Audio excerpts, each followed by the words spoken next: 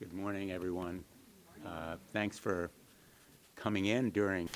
One of the consequences should be a temporary halt in arms sales. This 1-year pause in sales of all arms, repairs, supplies, support really is in defense of our national interest and security interests. The leadership has really been invaluable, and his insights are very much.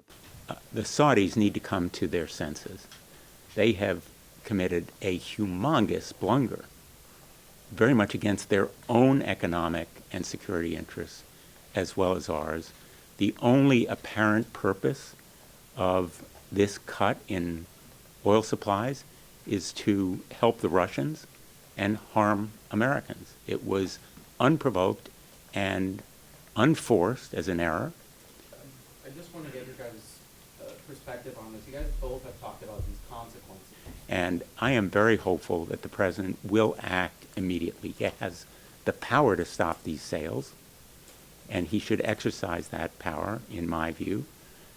But we hope that this legislation will provide an impetus for the Saudis to reconsider this action and reverse it. There's still time. The oil supply cuts don't take effect until November, and the Saudis can act in the meantime. Well, thank you, Senator Blumenthal. I very much, from my perspective, it's pretty simple. We have done so much for Saudi Arabia. I mean, the first President Bush basically sent troops to the Middle East to make sure Saddam Hussein didn't invade the Saudis when the troops were in Kuwait.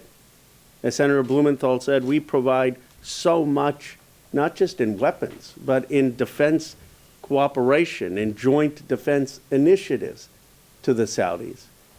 They get almost 73% of their arms from the United States. If it weren't for our technicians, their airplanes literally wouldn't fly. A caucus in the Senate among all colleagues, the fact that he is introduced. And so what galls many of us in Congress is the ingratitude. It's the ingratitude. When Americans are facing a crisis because of Putin, when we're paying more at the pump, our ally, someone who we have helped for decades, should be trying to help the American people. Instead, they're hurting the American people. And that will not stand. Stood up here many times in the last few months. Why isn't this one bipartisan? They have been receptive, non-committal, but favorable in their remarks that there need to be consequences.